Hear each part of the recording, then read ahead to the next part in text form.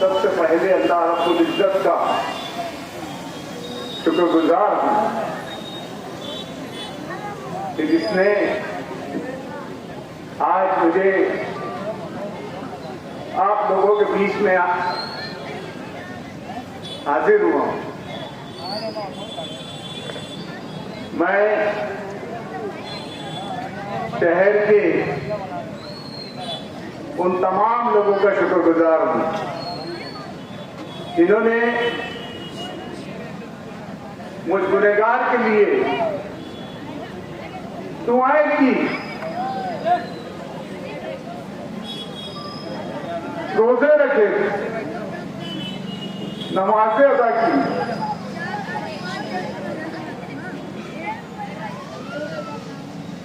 कई यतीम खानों से लोग मुझसे मिलने आए और ये तुमसे मिलने का सिर्फ मकसद ये था, इयादत तो थी, लेकिन जिस दिन से तुम्हारे ऊपर ये हादसा हुआ है उस रोज से कभी एक टाइम कभी 2 टाइम खाना आ रहा था। बकरीद के टाइम कुछ बकरे बेच दिए गए। तो क्या ये आप लोगों की तरफ से था या किसी और की? मैंने तो कहा भाई मुझे नहीं मालूम। बस बोले हम पूछते थे तो सिर्फ ये बोला जाता था कि अरे मालिक भाई के नाम पे रख लो। ना नाम लिखाते थे ना कुछ करते थे। मैं से उन तमाम लोग जिन्होंने मेरे वास्ते ये अमल किया, मैं उनका बहुत बहुत शुक्रगुजार हूं। और उन नामालूम लोगों का जिन्होंने और उन लोगों का जो रात दिन मेरे लिए दुआएं किए। ये एहसान, ये दुआएं, ये दुआओं की बदौलत मैं आज आपके बीच में हूं। ये एहसान आपका मेरे ऊपर जिंदगी भर रहेगा। मेरे एक एक रुए पर आप लोगों का एहसान रहेगा। 27 तारीख की रात का वाकया है। आयशा नगर, नूरबाग, ये सब इलाकों से मुलाकात का सिलसिला चालू था। मैं मुलाकात कर वापस हो रहा था। तकरीबन रात का 1 बजा था। शाह बिल्डिंग मटेरियल्स के मालिक, मैं नूरबाग से निकलकर जब आगरा रोड पर पहुंचा तो शाह बिल्डिंग मटेरियल्स के मालिक रहमान शाह वहां मौजूद थे अपनी दुकान पर, और उन्होंने मुझे हाथ दिया कि बैठो चाय पी लो। उनकी दावत पर मैं रुक गया और कुछ ही लम्हा गुजराऊंगा। मेरे बैठने के 5-7 मिनट या बहुत ज्यादा अगर पकड़ेंगे तो 10 मिनट, 10 मिनट के अंदर एक मोटरसाइकिल आती है। उसे 2 लोग उस पर सवार होते हैं। गाड़ी चालू थी, रुकी नहीं थी, और मैं समझता हूं कि बहुत ज्यादा 5 या 7 मिनट का फासला होगा। और आते ही साथ उसने अंधाधुंध फायरिंग मेरे ऊपर करना शुरू कर दी। मेरे आसपास के लोग कुछ समझ पाते जब तक एक गोली, मैं खुद भी कुछ जब तक समझ पाता कि ये माजरा क्या है, तो एक गोली मेरे सीने में लगती है, तब मुझे एहसास होता क्या गोली चल रही है। मैं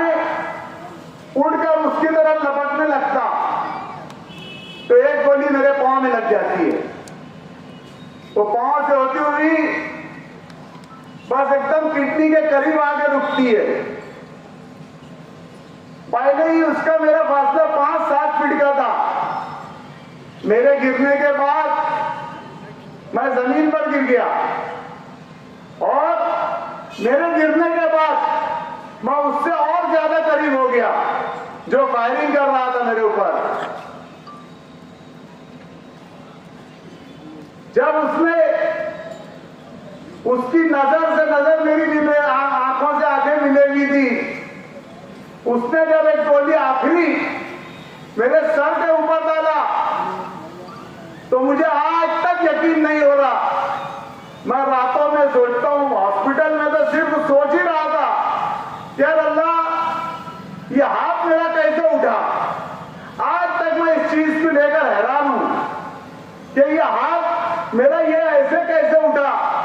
2-2.5 फीट के फासले पर उसने जब आखिरी गोली मारी तो ये हाथ मेरा उठा और जो मेरे सर पर गोली लगने वाली थी वो मेरे हाथ से लगकर गुजर गई। वहां से मैं 2 व्हीलर के ऊपर द्वारका मणि हॉस्पिटल गया।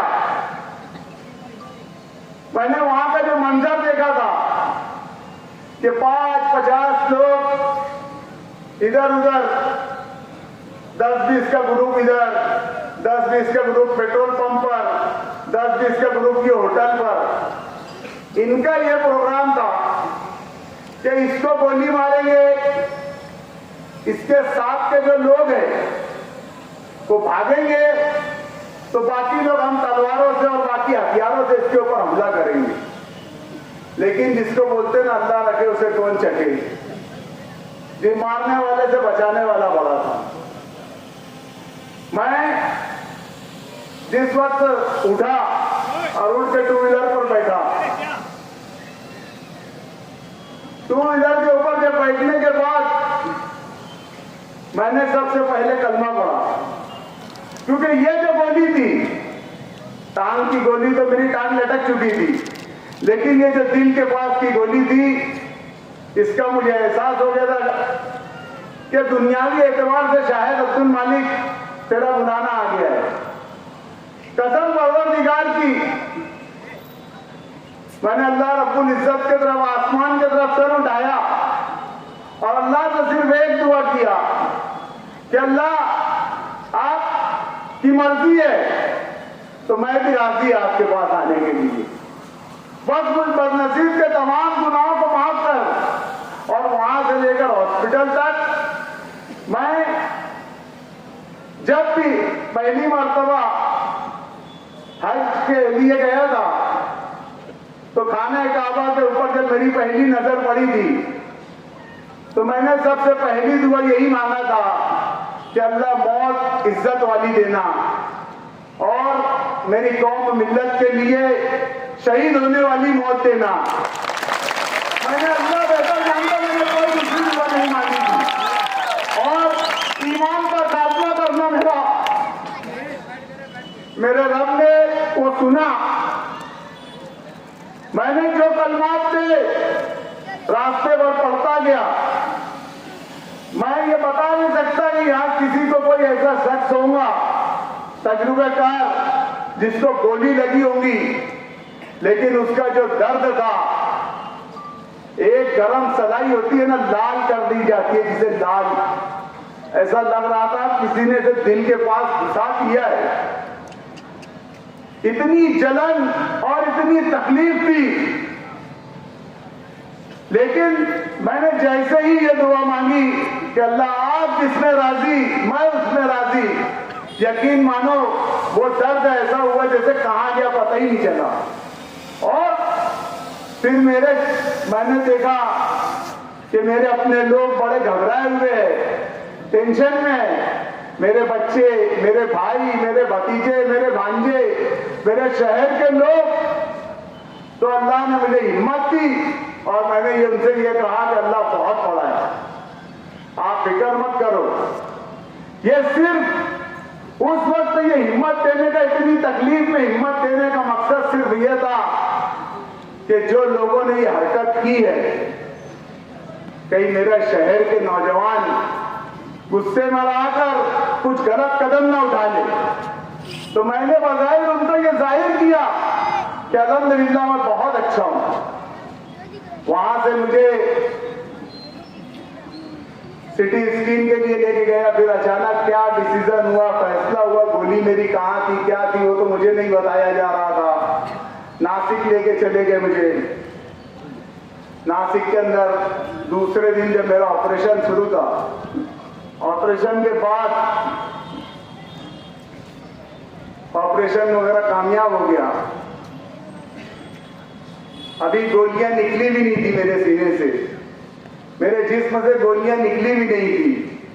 और शहर के एक जिम्मेदार ऑफिसर अनिकेत भारती साहब, उन्होंने पूरे केस को हल करके बता दिया पब्लिक आवाम के सामने कि केस क्या था।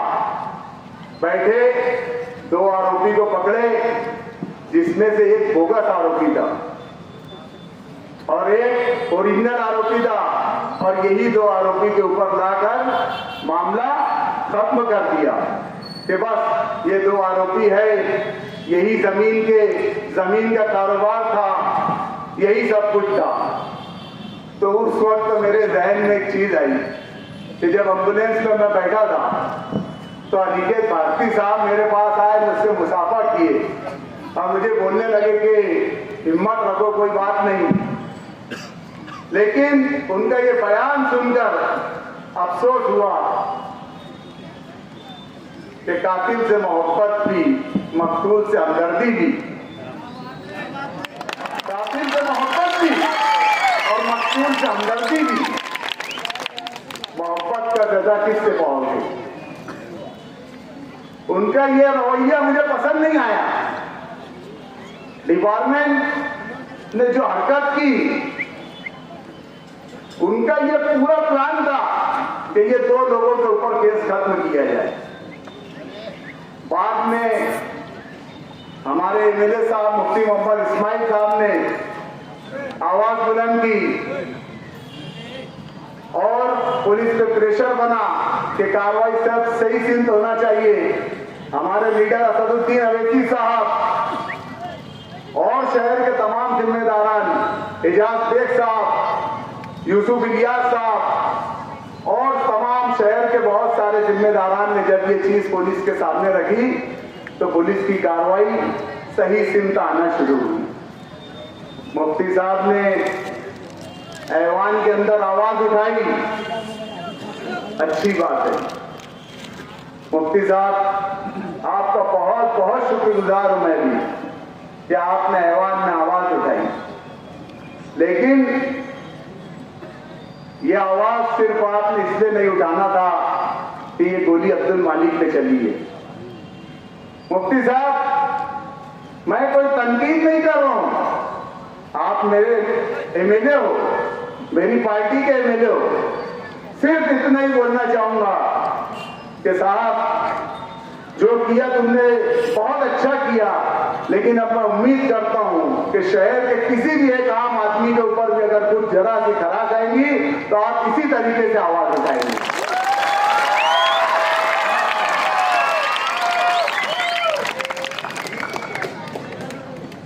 शहर जैसे कि मैंने बताया कि अनिकेत भारती साहब ने पूरी जांच का रूप ही बदल दिया।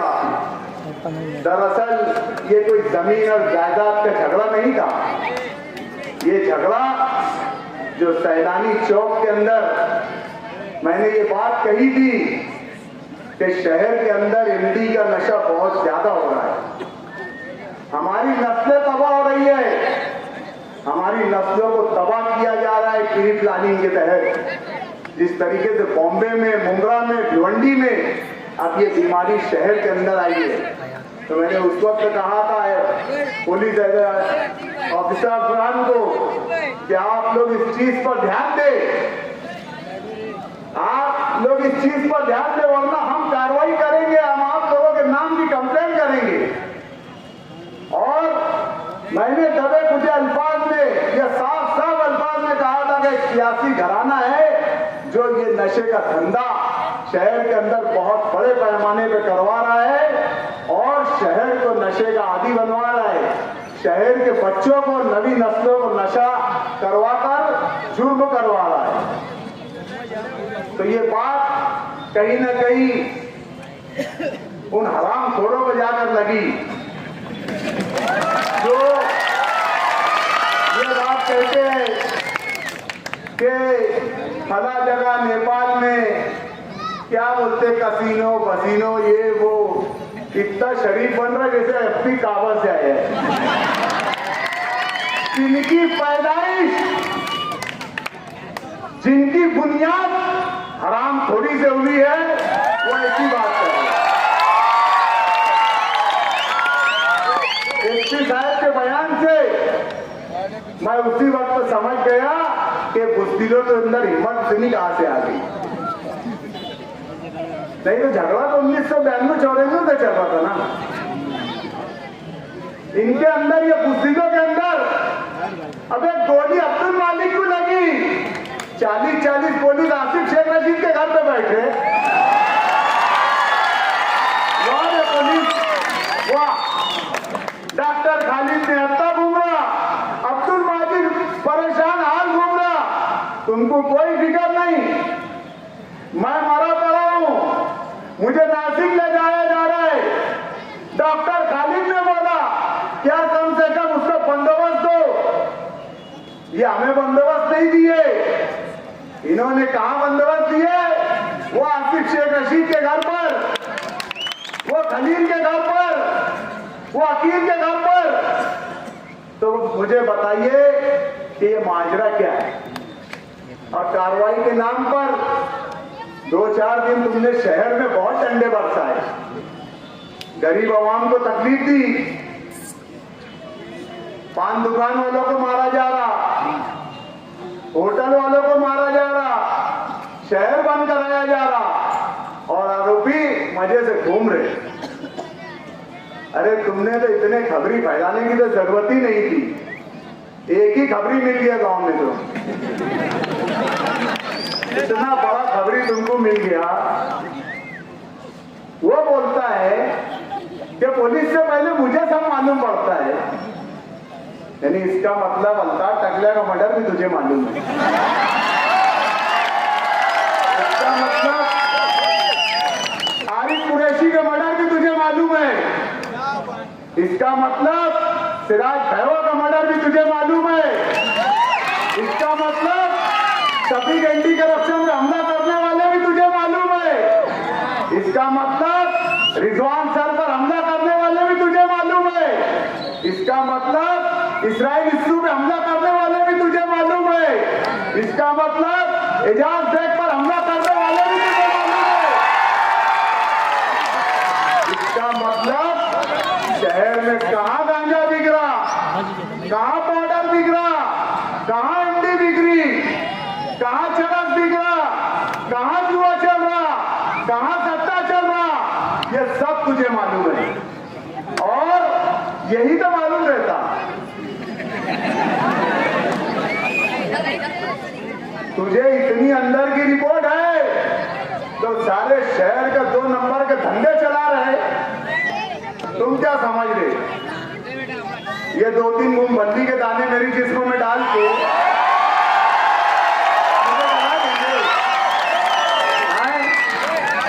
मुझे डराएंगे? अबे यूनुस ईसा खानदान के अंदर जुल्म के खिलाफ और डर नाम की डिक्शनरी में चीज ही नहीं है, हमको डराए? ये 2-4 मूंगफली के दाने, अबे हमारा ईमान है, अबे लिखी है मरेंगे, तेरे जैसे 20-25 लेके नहीं घूम रहा। आज बोल रहा मैं, अभी सिर्फ पैर नहीं टिक रही, हिम्मत टिकेगी है, पैर नहीं टिक रहे, कुछ दिन में वो भी टिकेंगे इंशाअल्लाह। ये मत समझना कि मैं डर के दबक के बैठ जाऊंगा।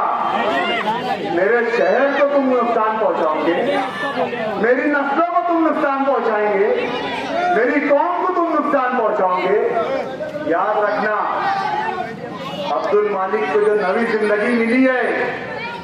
आज इस स्टेज पे मेरे वालिद भी मौजूद है, आज इस स्टेज पे मेरे भाई भी मौजूद है, आज इस स्टेज पे मेरे बच्चे भी मौजूद है, आज इस स्टेज पे और इस समाज पे पूरे मेरे खानदान के लोग भी मौजूद है।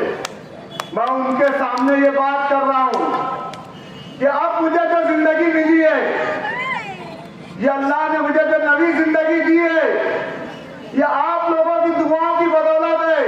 और इंशाअल्लाह नज़ीम मैं आज से अब्दुल मालिक अपनी जिंदगी को मालेगांव शहर के लिए, मालेगांव के आवाम के लिए वक्फ कर रहा हूँ। मैं वक्फ करूंगा अपने आप को, मैं घर से नहीं निकलूंगा। मैं इस नशे के खिलाफ, इस बुराई के खिलाफ आज मैं कोई सियासी तकरीर नहीं कर रहा हूं। मुझे सिर्फ और मेरे शहर का मुस्तकबिल बचाना है। कौन लड़ेगा लड़ाई? अरे हम लड़ेंगे लड़ाई, हम लड़ेंगे लड़ाई, नशे के खिलाफ लड़ेंगे, गुंडागर्दी के खिलाफ लड़ेंगे, बंदूक के खिलाफ लड़ेंगे। सीने हाजिर है, अरे गोली चलाओ, कितनी चलाएंगे, कितने मालिक मारेंगे, हर घर से मालिक निकलेगा इंशाअल्लाह। लेकिन तुम्हारी दादागिरी, तुम्हारा नशा तो बर्दाश्त नहीं करेंगे। मेरे शहर के सरपरस्तों से भी गुजारिश है कि अपने बच्चों पर ध्यान दो, खास तौर से जो स्कूल पढ़ रहे हैं। हर स्कूल के आसपास एमडी बॉर्डर दिख रहा है, हर स्कूल के। कोई अगर ये सोचता होगा कि मेरा बच्चा अभी तो 14 ही साल का है, मेरा बच्चा तो अभी 13 ही साल का है, लेकिन नहीं, इन हरामखोरों ने प्लानिंग के साथ हमारी नस्लों के अंदर नशा घोल दिया। मैं कोई सियासी तकरीर नहीं कर रहा हूं, मैं यहां से ये पैगाम देना चाहता हूं कि सारे इख्तिलाफात भूल कर उठो। न तकनी, न मोमिन, न अंसारी, न शिया, न सुन्नी, न देवबंदी, हमें इस मिल्लत के लिए लड़ना है। कोई लड़े या ना लड़े, मैं हर हाल में ये लड़ाई लड़ूंगा। शहर के सरपंच अपने बच्चों पर ध्यान दे। ये पहले उन्हें फुकट में देकर आदत लगा रहे हैं, फिर वही बच्चे घर में चोरी कर रहे हैं, फिर वही बच्चे साइकिलें चुरा रहे हैं, फिर वही बच्चे मोटरसाइकिल चुरा रहे हैं। इन लोगों ने एक प्लानिंग के तहत पक्के इलाकों को छोड़ो, कच्चे इलाकों में भी टारगेट किया। और हमारी डिपार्टमेंट तो इतनी भारी है कि पान की दुकान पे से एक नीमन की पूड़ी खरीदने वाले को पकड़ लेते। और शहर में ना इडली मिल रहा है इनको, ना गांजा मिल रहा, हमारे पुलिस दोहरा रुख बहुत अच्छे। नदी के उस पार मुझे एक जगह बताओ कि जहां एमडी बिक रही है। यही डिपार्टमेंट है ना, यही एसपी है, यही एडिशनल एसपी है, यही डिपोटी है, यही पीआई है कि बाहर के है। नदी के उस पार एक जगह नहीं है जहां एमडी बिक रही है। आगे खोलो। और मैं बेचने वालों को भी ये बात कहूंगा कि ये धंधा बंबई डोगरी से शुरू हुआ था, पठानवाड़ी से, लेकिन ये धंधा उन लोगों ने क्यों बंद कर दिया पता है? ये बेचने वाले सुनो खान से कि आखिर में उनकी बच्चे नशा करने लगे थे। और इस शहर के अंदर जब गर्दा बिकता था तो ये डिपार्टमेंट के लोग जब पैसा देते थे ना, तो ऐसे कुछ अधिकारी थे जिन्होंने छूट दे के रखे, ऐसे कुछ पुलिस वाले थे। मैं उनको भी ये नसीहत करना चाहता हूँ कि तुम ये इस धंधे से बचो, नहीं तो किसी का बच्चा, किसी ऑफिसर का बच्चा एक्सीडेंट में मर गया, जवान बच्चा एक्सीडेंट में मर गया, फांसी ले लिया, जो बोएंगे ना वही काटेंगे। कि डिपार्टमेंट वालों को भी मेरी नसीहत है कि पैसा ले ना तो थोड़ा सोच समझ के लो, नहीं तो ये चीज तुम्हारी नस्लों में भी आने वाली है। तुम ये मत समझो कि आज हम पैसा लेके निकल जाएंगे, 2-4 साल नौकरी करके निकल जाएंगे, ये मत सोचना। वक्त कम है और बहुत कुछ बोलना था, पर शहर से यही मेरी गुजारिश है कि मैं पहले जितना निकलता था इंशाअल्लाह अज़ीम उससे 10 पर ज्यादा बाहर निकलूंगा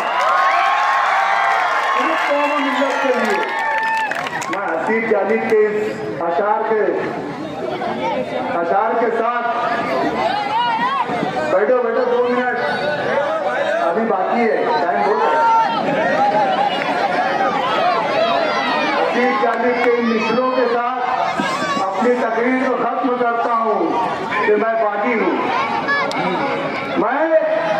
मैं बागी हूँ। जो चाहे मुझ पर जुल्म करो, वो जिनके होठ की लर्जिश से कानून बदलते रहते हैं और मुजरिम पलते रहते हैं, इन चोरों के सरदारों से, इंसाफ के पहरेदारों से मैं बागी हूँ। मेरे